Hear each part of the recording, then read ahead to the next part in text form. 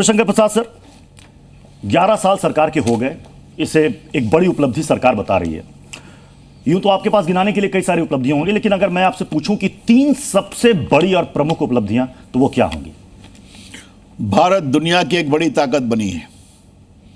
भारत दुनिया की चौथी बड़ी इकोनॉमी हो गई है। दुनिया की रिपोर्ट कह रही है कि भारत में बहुत बड़ी संख्या में अति गरीब उससे बाहर निकले हैं। हम नहीं कह रहे हैं, वर्ल्ड की रिपोर्ट्स, वर्ल्ड बैंक की बाकी। आज भारत एक उदयमान, स्वाभिमानी, संकल्पित भारत है जो पाकिस्तान में घुसकर मारने की ताकत रखता है।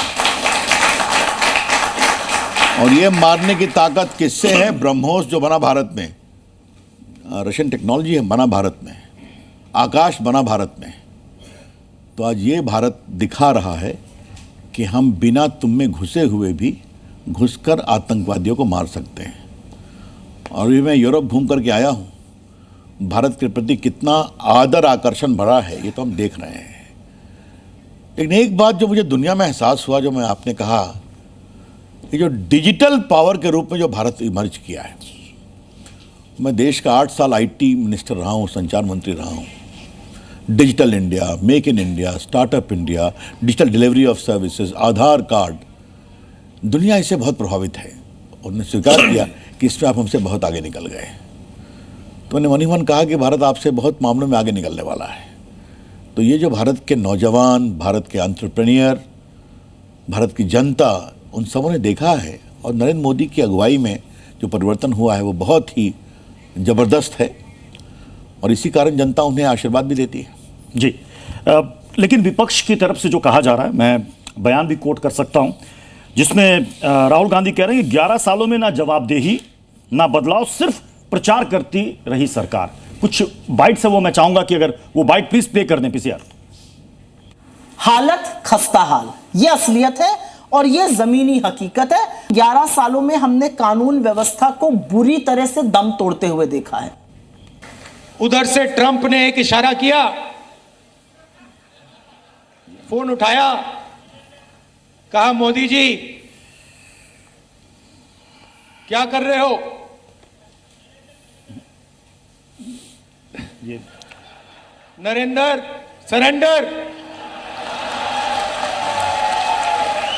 और जी हजूर करके नरेंद्र मोदी जी ने ट्रंप के इशारे का पालन किया। सर, 11 साल पर देखिए विपक्ष की तरफ से यह कहा जा रहा है। आपने क्या समझ लिया कि वो हमारी तारीफ करेंगे क्या? बोले इसका जवाब दे दीजिए तो मुझे आप। जो हमको मनोगाली पढ़ते हैं फिर भी हार जाते हैं, तो उनको वोट नहीं मिलता तो हम क्या करें? खिज उसकी है। एक बात, जिस शब्द का प्रयोग राहुल गांधी जी ने किया है, वो विपक्ष के नेता है ना, अपनी काबिलियत से है या परिवार के कारण है, मैं आपके विवेक पर छोड़ता हूं। लेकिन आप एक संवैधानिक पद पर हैं तो कोई आपके भाषा की मर्यादा होगी या नहीं होगी? किस भाषा का प्रयोग किया उन्होंने? आज भारत की क्षमता, भारत की प्रतिभा, भारत की सेना के साहस और प्राइम मिनिस्टर के नेतृत्व क्षमता की दुनिया में प्रशंसा हो रही है। एक्सपर्ट बता रहे हैं और वो क्या कह रहे हैं। और जब उन्होंने पूछा तो मैं बता ही देता हूं, ये सवाल मुझसे दुनिया में भी पूछवाया गया था जी, हर जगह प्रेस कॉन्फ्रेंस भी थी, थिंक टैंक भी थे। देखिए, लड़ाई होगी तो मित्र आपको फोन करेंगे। चाइना ने भी कंडेम किया पहलगाम को, सिर्फ तुर्की ने समर्थन किया पाकिस्तान का। हमने साफ कहा कि मित्र लोग फोन करते हैं। हमने मित्रों को कह दिया, अमेरिका सहित, कि ये हमारा बायलैटरल मामला है। अगर पाकिस्तान को बात करना है सीधा हमसे बात करें।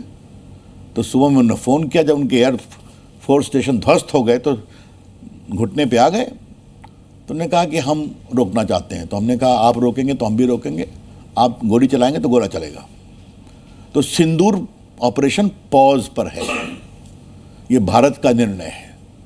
लेकिन कांग्रेस की तरफ से ये सवाल खड़े किए गए कि सरकार की विदेश जो नीति है, विदेश नीति, वो फेल हो गई है और इसका असर ऑपरेशन सिंदूर के बाद दिखा। किसी भी देश ने पाकिस्तान को आतंकवादी देश नहीं कहा। यह सरकार की विदेश नीति की नाकामी। देखिए, राहुल गांधी को मुझे एक बात कहनी है, भारत की विदेश नीति क्या है और भारत की विदेश नीति कितनी सफल है, वो शशि थरूर से पूछें। वो हमारे तिवारी जी से पूछें, चंडीगढ़ के सांसद मनीष तिवारी से, वो पूछें आनंद शर्मा से, वो पूछें सलमान खुर्शीद से, जो सभी कांग्रेस के बड़े नेता, पूर्व मंत्री, विदेश मंत्री रहे, वो जो गए थे, उन्होंने भारत की क्या छवि रखी, क्या छवि देखी और आतंकवाद पर पाकिस्तान को कितना बेनकाब किया और भारत की विदेश नीति कितनी सफल है, ये उन्होंने कल बताया भी। मैंने राहुल गांधी को एक बार सदन में उनके सामने कहा था, जब उन्होंने कहा था कि 5-6 साल में व्यक्ति युवा हो जाता है और तपस्या करने से गर्मी आती है, तो फिर मेरा भाषण था, हमने कहा आपको कौन पढ़ा रहा है, आप तो होमवर्क करते नहीं हैं, तो अपना ट्यूटर बदलिए। तो राहुल गांधी को विदेश नीति के बारे में सर अपना ट्यूटर बदलने की ज़रूरत है, जो भारत की विदेश नीति को सही बात कहे।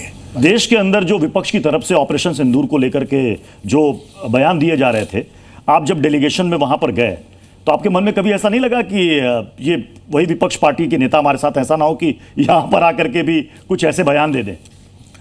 देखिए, आपको बताएं, यही हमारी और उनकी ट्रेनिंग में फ़र्क है। हम लोग को ट्रेन किया अटल बिहारी वाजपेयी ने, लाल कृष्ण आडवाणी ने, नरेंद्र मोदी ने। जाओ, ये नेता बनाया था ना। और आज मैं आपके सामने कह सकता हूँ, जब हम लोग वियना पहुँचे तो सबों ने एक स्वर से कहा कि रवि जी, आपने बहुत अच्छे लीडर के रूप में बिहेव किया, सबको मौका देना है। और उन्होंने हमारे सामने कहा कि हम लोग भारत में विरोधी हैं, यहाँ हम लोग का स्वर एक है, हम लोग भारतीय हैं। यही तो हमारे लोकतंत्र की खूबसूरती है ना। और मैं बाकायदे परिचय कराता था, ये देखो कांग्रेस के हैं, ये पंजाब से हैं, ये कश्मीर से हैं, ये मुंबई से हैं, ये थम्बीदुराई दक्षिण से हैं। अलग भाषा, अलग वेश, फिर भी अपना एक देश। यही तो अपना देश है ना।